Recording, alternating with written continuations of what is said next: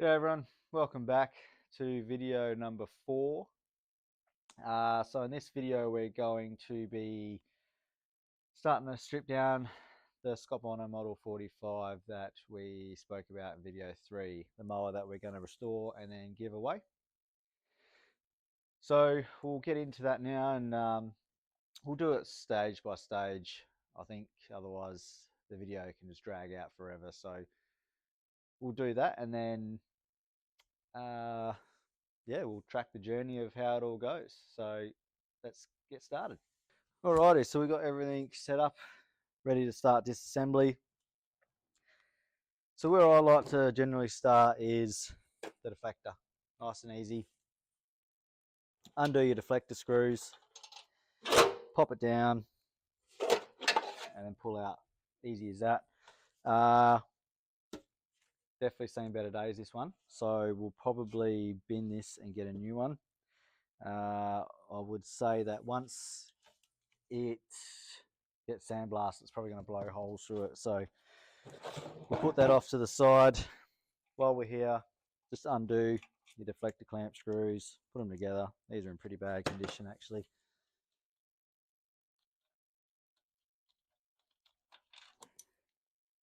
Tuck them into there.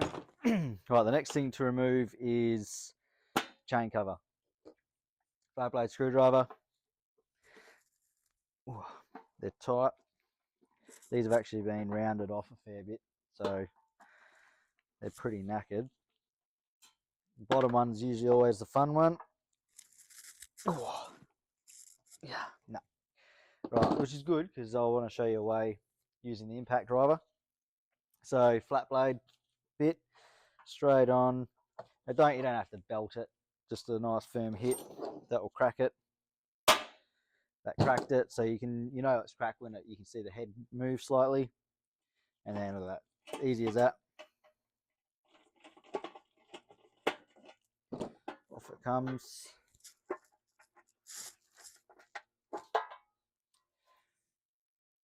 Chain covers is pretty good nick. It's not too bad. Tip while I've got this is if you are trying to match a paint color from the mower, the original color will always be the best inside the chain cover. So take that to the paint shop, and that's what you want to get matched. You'll get the closest match using that than you would obviously on a faded piece of gear. That's just a tip. This one got a few dents in it, but there's no holes in it, so that's good. We'll see how it sandblasts up when that gets done. Right, now I take the chains off, but before you take the chains off, crack your nuts. So get flat blade, that's what I use, straight through the reel, push it down against the roller with your 3/4 spanner, come through. Oh yeah, crack the nuts, especially your PDO one. This one can actually be really tight, and if you don't do it now, you'll have shit of a time, pardon the French, trying to get this undone later. You can do it, and if I remember later on when I strip this part, I'll show you how you can do it. But yeah, try and do it at this point. It's a lot easier. Saves all the tears later on. Take those nuts off, pull that out.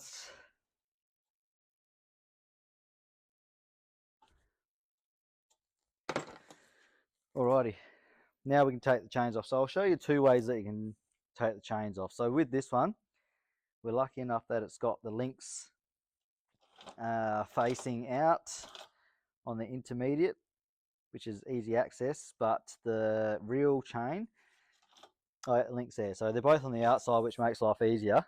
But I'll show you ways that you can get it off without taking the link out. So first off, we'll do the intermediate chain. I just come through with an open end screwdriver, give the open end of the clip a tap. That will knock the clip back, and you can just pop it out like that. Make sure you don't lose them, and simple as that. Now, if you don't have the link or you can't access the link, the other way you can do it, and if there's enough chain length, is undo that, slide it all the way down your chain pad adjuster, and then just roll the chain off the sprocket like that. Easy as that. I will separate that later just to make life easier. The other way you can, obviously, you can do the same with the intermediate clutch. Just have to loosen off the 2 bolts, holding the adjuster on the intermediate clutch off, loosen it right off, and the chain should just roll off as well. So there's 2 ways to do that. I'll get this off now. Now usually these are all bent and tight, so which this one is, so just give it a tap like that, release it, it's knackered. Make sure you don't lose this.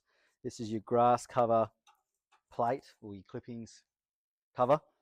Just stops all the, as you can see there, it just stops all the grass clippings from your reel coming into the chain cover and filling that up. So good tip, don't lose that. Right, now we'll take off the reel sprocket. So there's a couple of ways you can do this. You can get 2 big flat blades, which I have. So then you can come in behind and pry. Easiest way is to use your gear puller.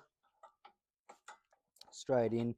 Most sprockets will have, most reel shafts will have a center hole, which that sits on. Perfect. Now with my gear puller, 17mm spanner, and easy as that. But I won't take it all the way off because I will show you another way while I'm here. Oops. Just tap that back on. So the other way you can do it is if you grab larger open end spanners or shifters, go in behind, and you can just pry it like that. Then once you've got a big enough gap, you can come in behind the sprocket, slide off like that. So a couple of ways there, makes life a little bit easier. That's the main part of it. The Woodruff key has just dropped out on the floor there. I'll pick that up later, but that looks pretty good, which is good. I'll film the reel separately, so I'll overlap that footage now while I'm talking, just so you can see where the reel bearing housing caps are. So there's obviously one on the non-drive end and the drive end. Now these screws can actually be quite difficult to remove. These ones are pretty tight, but they're not too bad. You can have them where they're that tight you'll just about strip the heads off. Generally try not to strip the heads off. If I'm battling, I will use the impact driver to just loosen them or crack them, and then go from there. But these are actually coming off quite nicely, which is great.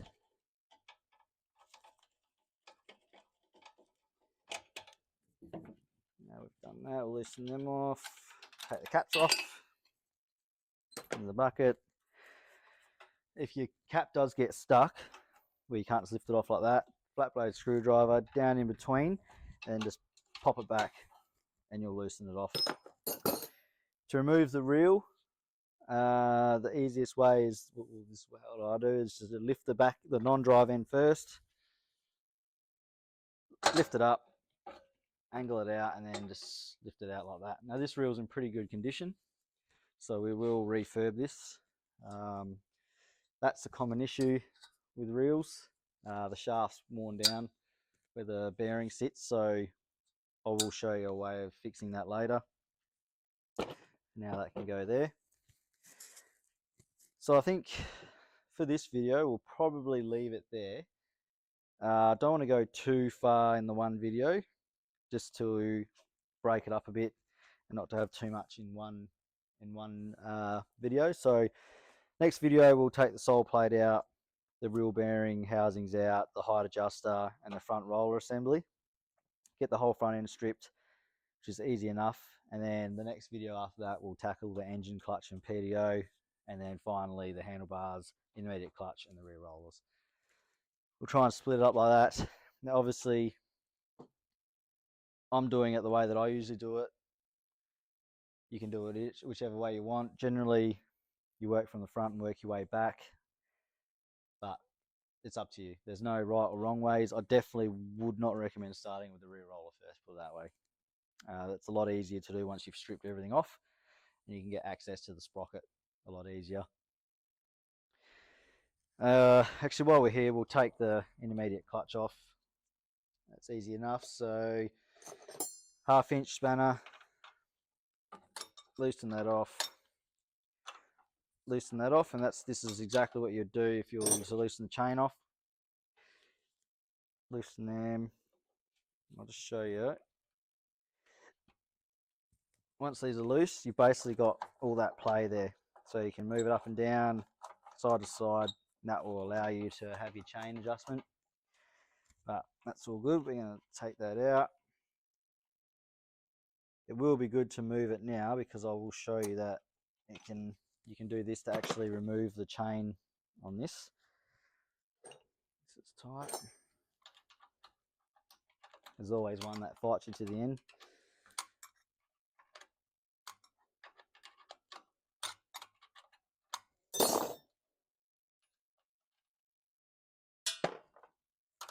Alright.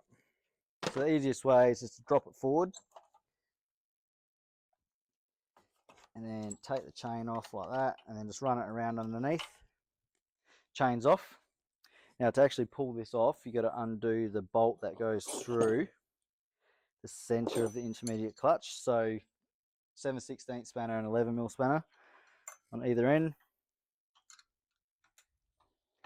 Undo that. Always the way. But of course you can, sorry, just appearing off camera. You can undo this before you take those other 2 bolts out as well, of course. This head's actually not in the best condition, so the spanner keeps slipping off.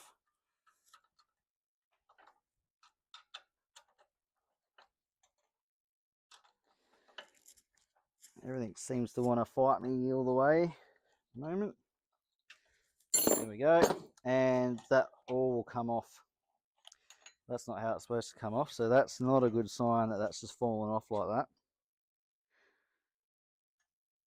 That bearing is either cactus or that bearing surface is completely worn away. So in a way it's good because you got to strip it anyway, but it shouldn't have just fallen apart like that. So we'll have to have a look at that later on.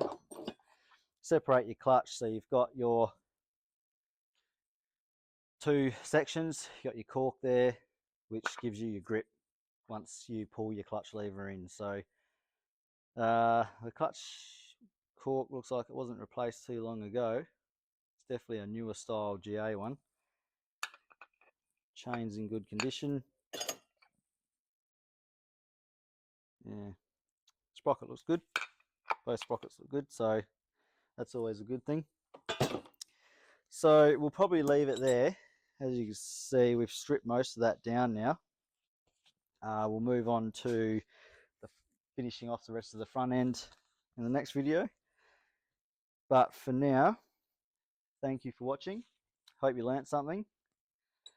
Hope you can see. I'm trying to do it so that you can see everything rather than me moving the camera around all the time. But that should be it for now. So thanks for watching, and we'll catch you on the next one. Cheers.